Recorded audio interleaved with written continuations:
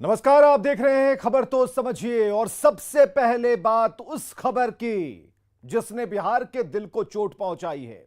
आतंकवादियों ने जम्मू कश्मीर में बिहार के बांका के रहने वाले अरविंद कुमार साह की गोली मारकर हत्या कर दी। अरविंद श्रीनगर में गोलगप्पे का ठेला लगाते थे। जम्मू कश्मीर में 11 दिन के भीतर यह दूसरे बिहारी की हत्या है। पूरी रिपोर्ट देखिए, फिर खबर को समझाते हैं। कश्मीर में आतंकियों की कायराना करतूत। श्रीनगर में बिहार के अरविंद कुमार साह की हत्या।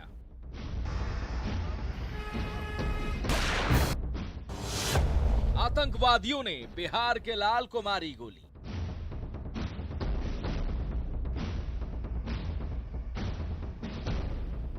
जम्मू कश्मीर के श्रीनगर में बहा ये खून बिहार के लाल का है। बांका के परघड़ी गांव के अरविंद कुमार साह पैसा कमाने कश्मीर गए थे। श्रीनगर के ईदगाह इलाके में गोलगप्पे का ठेला लगाते थे, जिन्हें शनिवार की शाम को आतंकियों ने गोली मार दी। गंभीर हालात में अरविंद को श्रीनगर के एसएमएचएस अस्पताल ले जाया गया, जहां डॉक्टरों ने उन्हें मृत घोषित कर दिया। 5 अक्टूबर को श्रीनगर में ही बिहार के भागलपुर के वीरेंद्र पासवान की गोली मारकर हत्या कर दी गई थी। वीरेंद्र भी गोलगप्पे का ठेला लगाता था और अब अरविंद को गोली मारी गई।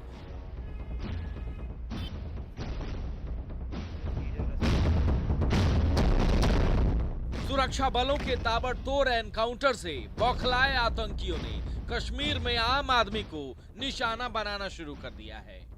पिछले 2 हफ्ते के अंदर कश्मीर में आतंकियों ने 8 लोगों की हत्या की है, जिसमें 11 दिन के अंदर ये दूसरे बिहारी की हत्या है।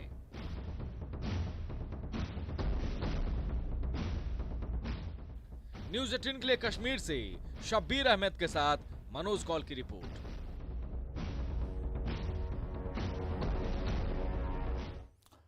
और चलिए, इस बीच एक बड़ी खबर आ रही है। जम्मू कश्मीर के उपराज्यपाल मनोज सिन्हा ने घोषणा की है। उन्होंने क्या घोषणा की है, हम आपको बता रहे हैं। इस वक्त की सबसे बड़ी खबर, मृतक अरविंद के परिजनों को मिलेगी सहायता राशि। 11 लाख रुपए सहायता राशि दी जाएगी। मृतक के परिजनों को जम्मू कश्मीर प्रशासन देगा और बांका तक शव पहुंचाने का इंतजाम भी करेगा प्रशासन। वीरेंद्र पासवान के परिजनों को भी जम्मू कश्मीर प्रशासन 5 लाख रुपए और देगा।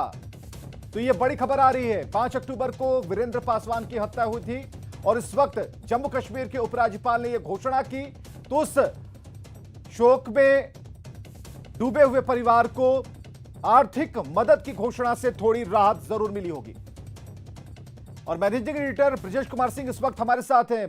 ब्रजेश जी, 11 दिनों में दूसरे बिहारी की हत्या, सवाल यह है कि यह दूसरा बिहारी है या फिर नन कश्मीरी, और या फिर आतंकियों ने अपना कोई नया प्लान सेट कर रखा है। देखिए, जहां तक आतंकवादियों का सवाल है या फिर उनके जो आका हैं जिनके इशारे पर वो ये कर रहे हैं, कोशिश ये कर रहे हैं कि जिस तरीके से जम्मू कश्मीर में खासतौर पर जो है विकास की गतिविधियां पिछले कुछ महीनों में काफी तेज हुई, और खासतौर पर आप ध्यान रखिए कि आर्टिकल 370 की समाप्ति के बाद से, जब से जम्मू कश्मीर को जो है यूनियन टेरिटरी बनाया गया और उसके बाद से वहां पर विकास की प्रक्रिया को लगातार आगे बढ़ाया गया, उसके बाद से काफी बेचैनी है खासतौर पे आतंकी संगठन उनके आकाओं को कि जम्मू कश्मीर में हालात इतने शांत क्यों हैं। इसीलिए लगातार इस तरह की कोशिश की जा रही है कि इस तरह की हत्याओं को अंजाम देकर जो है सो भय का माहौल क्रिएट किया जाए। और ध्यान रखिए कि यह जो हत्याएं की जा रही हैं वो कोई न तो एक संप्रदाय विशेष के खिलाफ है, न ही किसी एक इलाके के खिलाफ। बिकॉज इसमें अगर आप देखें तो यहाँ तक कि जो लोकल कश्मीर के लोग हैं, जो आम आदमी हैं, उनको भी ये मार रहे हैं। जो कश्मीर में जो रोजगार की तलाश में जो लोग पहुंचे हैं, उनको को भी ये कर रहे हैं। कोशिश ये है किसी भी तरीके से हालात को बिगाड़ने की। हालांकि जो प्रशासन और जो है हमारी जो फौज है उसका बिल्कुल एक तरह से कह सकते हैं माकूल जवाब दे रही है। आप ध्यान रखें, कई सारे आतंकियों को मार भी गिराया गया जो कि इस तरह की वारदातों में सक्रिय रहे। लेकिन सबसे बड़ी बात जो आज की घटना हुई है, खासतौर पर जो बांका के जिस नौजुवक की हत्या हुई है, उस मामले में जो है जम्मू कश्मीर के जो लेफ्टिनेंट गवर्नर है मनोज सिन्हा, उन्होंने जो है यह तय किया है कि जो अरविंद कुमार शाह है जिनकी की हत्या हुई है, उनके शव को जो है जम्मू कश्मीर प्रशासन उनके अपने पैतृक गांव तक पहुंचाएगा, यानी बांका तक पहुंचाएगा। यही नहीं बल्कि जो सो परिवार को आर्थिक सहायता भी दी जाएगी, जो कि करीब 11.5 लाख रुपए होगी। अब ध्यान रखिए कि इसके पहले जो है, जब भागलपुर के नवयुवक की जो हत्या हुई थी वीरेंद्र पासवान की, तो उस केस में भी 6.25 लाख रुपए ऑलरेडी परिवार को दिए जा चुके हैं। 5 लाख रुपए और दिए जाने हैं। उस समय भी जम्मू कश्मीर प्रशासन ने जो है शव को पहुंचाने का ऑफर किया था जो है सो भागलपुर, लेकिन जो सो वहां पर जो भागलपुर स्थानीय प्रशासन ने जो उसमें एक तरह से कह सकते हैं जो पुअर कोऑर्डिनेशन किया था, उसकी वजह से इस तरह के हालात बने कि जो है वो अंतिम संस्कार वहां श्रीनगर नहीं करना पड़ा। लेकिन इस मामले में जो बांका के रहने वाले थे अरविंद शाह जिनकी की हत्या हुई है, उनके शव को जो है जम्मू कश्मीर प्रशासन अपने खर्चे पर उनके पैतृक गांव तक पहुंचाएगा और साथ में जो है सो आर्थिक सहायता जो 11.25 लाख रुपए की होगी वो पहुंचाई जाएगी। यही नहीं बल्कि इसके पहले वीरेंद्र पासवान का जो मैंने जिक्र किया, जिनकी हत्या आतंकियों ने की थी, उनके परिवार को 5 लाख रुपए और अतिरिक्त दिए जाएंगे। यानी दोनों ही मामलों में जो पीड़ित परिवार हैं उनको 11.25 लाख रुपए की आर्थिक सहायता जम्मू कश्मीर प्रशासन की तरफ से दी जाएगी। और यह जो है सो जब जम्मू कश्मीर के उपराज्यपाल है मनोज सिन्हा खुद जो है सो इस बारे में जो है उन्होंने जो एडमिनिस्ट्रेशन है उसको साफ तौर पर निर्देश दे दिए हैं। थोड़ी देर में उसकी औपचारिक घोषणा हो जाएगी। बिल्कुल एक बड़ी खबर आपने बताई, लेकिन उस चुप्पी पर एक सवाल पैदा होता है ब्रजेश जी, जो लखीमपुर खीरी को बहुत नजदीक मानते हैं, वहां पर सहायता राशि की बरसात की जा रही थी, आर्थिक मदद की घोषणा की जा रही थी, लेकिन इस चुप्पी का क्या अंत होगा? क्योंकि उस परिवार को भी ये चुप्पी अब बर्दाश्त नहीं हो रही है। देखिए, जहां तक सवाल है जो सो सेलेक्टिव जो है सो जो हमारा रेस्पॉन्स है वह इस देश की जो राजनीति है उस राजनीति को करने वाले कई सारी जो पार्टियां हैं उनके अपने जो है सो सेलेक्टिव सोच को बताता है, जिसमें कि लखीमपुर खीरी के मामले में तो कई सारी दूसरी राज्य सरकारें जो कि अलग अलग पार्टियों की है वह जो अपने वोट बैंक को चमकाने के लिए आर्थिक सहायता की घोषणा करती हैं, वहां तक पहुंच जाती हैं, लेकिन इस मामले में चुप्पी साध लेती हैं। लेकिन जहां तक अगर इस मामले को देखा जाए, जहां पर यह वारदात हुई है यानी जम्मू कश्मीर, वहां के स्थानीय प्रशासन ने खासतौर पर चूंकि यूनियन टेरिटरी है, वहां पर लेफ्टिनेंट गवर्नर की अगुवाई में वहां का प्रशासन चलता है, तो उन्होंने जो है सो न सिर्फ जो भी इस हत्या के लिए जिम्मेदार रहे हैं उनको जो है सो सजा देने, उनको माकूल जवाब देने का एक तरफ से ऐलान किया गया है। दूसरी तरफ यह है कि परिवार जो पीड़ित परिवार है जिसने अपने सदस्य को खोया है, तो उस परिवार को जो है सो 11.25 लाख रुपए की आर्थिक सहायता देने की घोषणा की गई। यही नहीं बल्कि जो है उस अरविंद कुमार शाह के पार्थिव शरीर को भी जो है सो उनके गांव तक पहुंचाने की भी व्यवस्था जम्मू कश्मीर प्रशासन करने जा रहा है। मुझे लगता है कि परिवार के लिए कम से कम राहत की बात होगी कि जो उनके परिजन है उनका शव जो है जिनकी हत्या हुई है पहुंचा दिया जाएगा, साथ में एक आर्थिक सहायता भी जो कि 11.25 लाख रुपए की है, जरूर थोड़ी सी राहत देने की कोशिश परिवार के लिए जरूर होगी। बहुत बहुत शुक्रिया ब्रजेश कुमार जी हमसे बातचीत के लिए और इस बड़ी खबर को बताने के लिए भी कि अब जो जम्मू कश्मीर प्रशासन है उन्होंने आर्थिक मदद का ऐलान किया है। जम्मू कश्मीर के उपराज्यपाल ने इसकी घोषणा कर दी है दोनों ही मामलों में, लेकिन माकूल जवाब दिया जाएगा, ठोस जवाब मिलेगा, करारा जवाब मिलेगा उन आतंकियों को। इससे पहले आपने देखा कि हमारे सुरक्षा बलों ने किस तरीके से इससे पहले जो मामले हुए 5 तारीख को उस आतंकी को ढूंढकर मार गिराया, और इस पूरे मामले में जिस तरीके से एक दहशत फैलाने की कोशिश की जा रही है, कोई भी आतंकी नहीं बचेगा।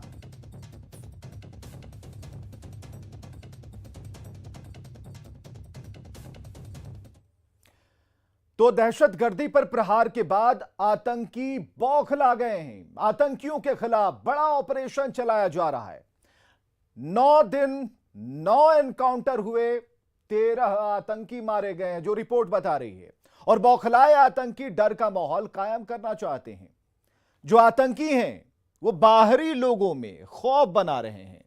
आतंकी जो हैं वो प्रवासियों को निशाना बना रहे हैं। आतंकी आम लोगों को टारगेट कर रहे हैं और आतंकी टारगेट किलिंग कर रहे हैं, जिसकी एक बानगी हम आपको दिखा पा रहे हैं। यह बुज़दिली दिख रही है। नॉन कश्मीरियों को आतंकी निशाना बना रहे हैं। और इससे पहले 8 अक्टूबर को आतंकियों ने 2 टीचर की भी हत्या की थी। स्कूल में हर एक स्टाफ और टीचरों का जो एक पहचान पत्र चेक किया था, पहचान पत्र देखने के बाद गोली मारी गई थी। अगर हम बात करते हैं बिहार के रहने वाले लोगों की, उनकी हत्या की, तो 5 अक्टूबर को आतंकियों ने भागलपुर के वीरेंद्र की हत्या की थी। 11 दिन बाद आज अरविंद की हत्या कर दी। और यह कोई पहला मौका नहीं जब बिहारी की हत्या हुई है। इससे पहले 17 सितंबर 2021 को एक बिहारी मजदूर की हत्या हुई थी। 2019 में 29 अक्टूबर को 5 बिहारी मजदूरों की हत्या हुई थी। तो आप समझ सकते हैं कि एक आतंक का माहौल कायम करने की नापाक और एक बुजदिली भरी कोशिश की जा रही है। आगे बढ़ते हैं। दिल्ली से गिरफ्तार पाकिस्तानी आतंकी मोहम्मद अशरफ अली अहमद ने स्पेशल सेल की टीम से पूछताछ में एक बड़ा खुलासा किया। अशरफ ने बताया कि किशनगंज में उसका पहचान पत्र बनाने में सरपंच ने मदद की, जिससे नूर नाम के शख्स ने मिलवाया था। अशरफ के खुलासे के बाद स्पेशल सेल बिहार में कई लोगों से पूछताछ करेगी। कौन है आतंकी अशरफ का दोस्त नूर आलम?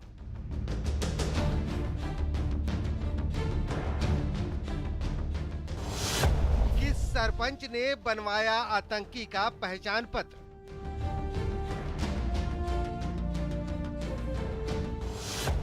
बिहार में और किस किस ने की आतंकी की मदद?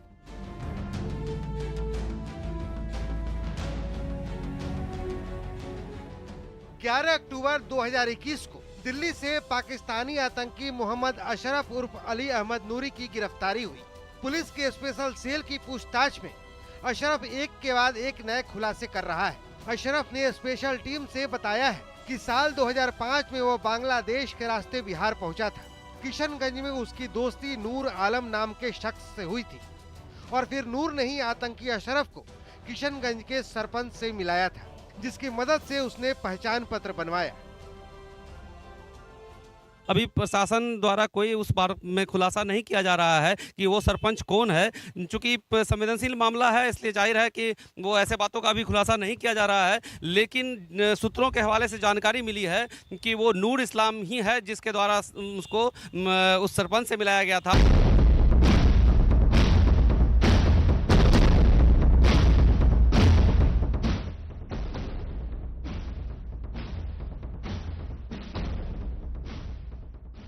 किशनगंज में बनी आईडी के आधार पर अशरफ ने भारत का पासपोर्ट बनवाया और कई देशों की यात्रा की। बताया जाता है कि मोहम्मद अशरफ आईएसआई के इशारे पर दावते इस्लामी नाम की संस्था से जुड़ा था और इसी संस्था के जरिए देश के कई राज्यों में जाता था और तकरीर देता था। तकरीर के नाम पर अशरफ ने कई देशों की यात्रा भी की थी। अब जबकि अशरफ के खुलासे से ये साफ हो चुका है कि वो आतंकी घटनाओं में शामिल था, साथ में उसने पाकिस्तान तक कई खुफिया जानकारी पहुंचाई। ऐसे में अशरफ का बिहार कनेक्शन सामने आने के बाद पुलिस की स्पेशल टीम बिहार में कई लोगों से पूछताछ करने की तैयारी में है,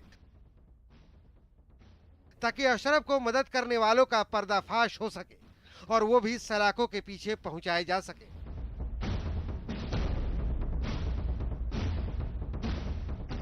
न्यूज़ 18 के लिए किशनगंज से आशीष सिन्हा के साथ ब्यूरो रिपोर्ट।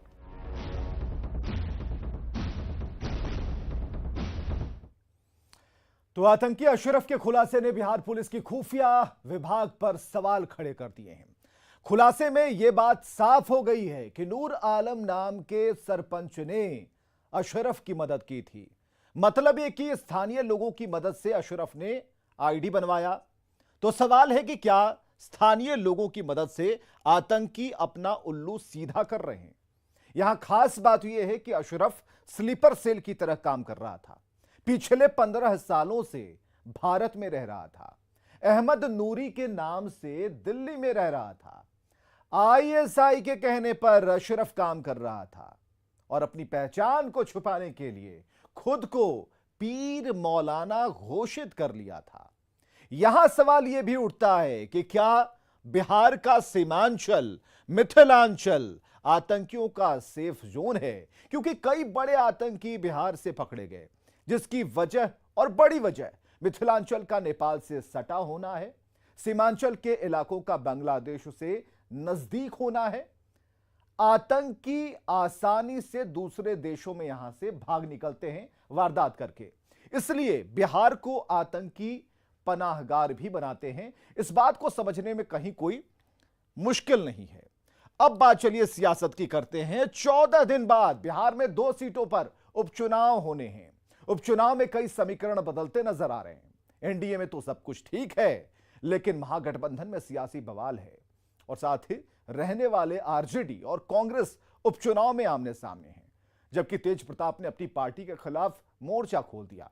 इस बीच लालू के बिहार आने पर थोड़ा कंफ्यूजन दिखाई दे रहा है। रिपोर्ट देखिए।